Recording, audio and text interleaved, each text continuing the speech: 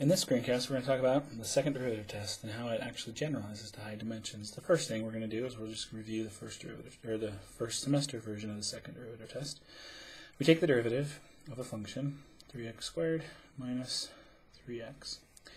And then after we take the derivative, we find when it's 0. This factors as 3 times x minus 1. Oops, sorry, that's a 6x, x minus 2, which makes that x equals 0 and x equals 2. These are called the critical values.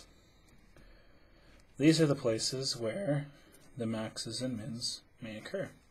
So the next thing we want to do is we want to determine whether or not it's concave down or concave up at a max or min. And to do that, we calculate the second derivative. The second derivative is, in this case, that's a 6x minus 6. And then we evaluate the second derivative at the critical points. At 0, the second derivative is negative 6, which means it's concave down, so it's a max. And at 2, 12 minus 6 is positive 6, which means it's concave up, and it's a min. So two things we have to do. One, we have to take the first derivative, set it equal to 0. 2, we find the second derivative, and we put in the points. Using that, we can determine whether there's a max or a min. We're now going to jump to the second derivative test in high dimensions. First, the idea is if we have a function, such as x squared plus 4xy plus y squared, the second derivative test actually gives us, when we take the second derivative, we get a matrix. That matrix has eigenvalues. In this case, we have an eigenvalue that's positive, and it turns out to be positive 6, and negative 6. What we have is in one direction it's concave up, in one direction it's concave down. That leads to something called a saddle point. Here's another example. In this example, there's actually two different critical points. At this critical point, in one direction it's concave up, in another direction it's concave down, and here it's concave up in both directions. This is a min, that is a saddle. These are the ideas of the second derivative test, and we're going to actually show that the second derivative of a function gives us a matrix, and that matrix, these eigenvalues, will return precisely whether or not it's concave down or concave up, and we can use that to determine maxes and mins.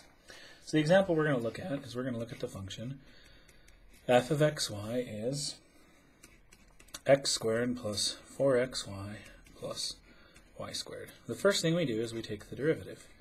Now, because there's two variables, the derivative involves two partials. We take a derivative with respect to x, which gives us a 2x plus 4y plus 0.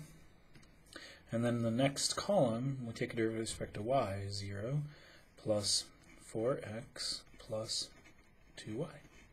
Now notice I'm putting in two things, and I'm getting out two things. I put in a vector, get out a vector. So I now want to take the second derivative.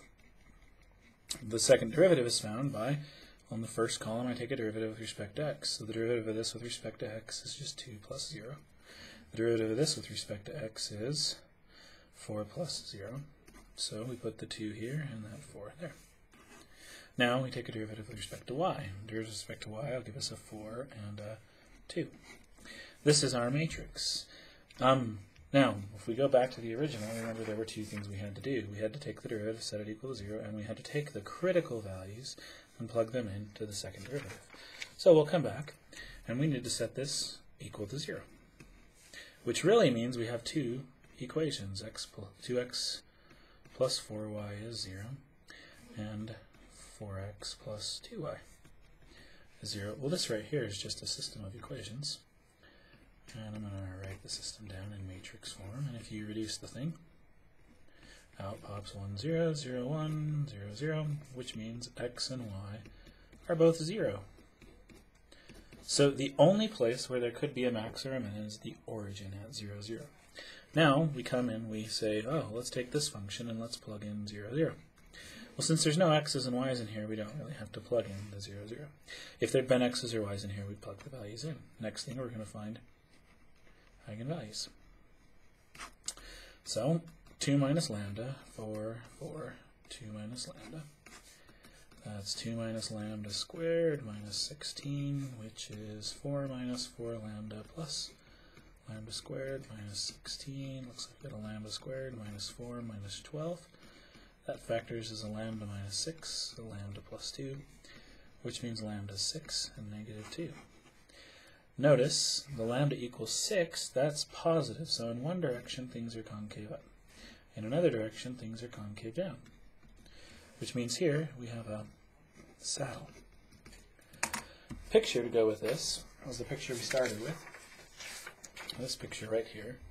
The 6 actually corresponds to this upward opening parabola. If you'll notice in the picture I actually have some vectors drawn as well. This vector right here and this vector right here are actually eigenvectors. And in the eigenvector direction, there is a parabola opening up with the second derivative that's a positive 6. In this direction, there is a parabola opening down with a second derivative of negative 2. Notice that the upward opening parabola is it opens more steeply upward than the downward opening parabola. There's a 3 right there and a negative 1 right here, and the scale in the z direction. That completes the screencast.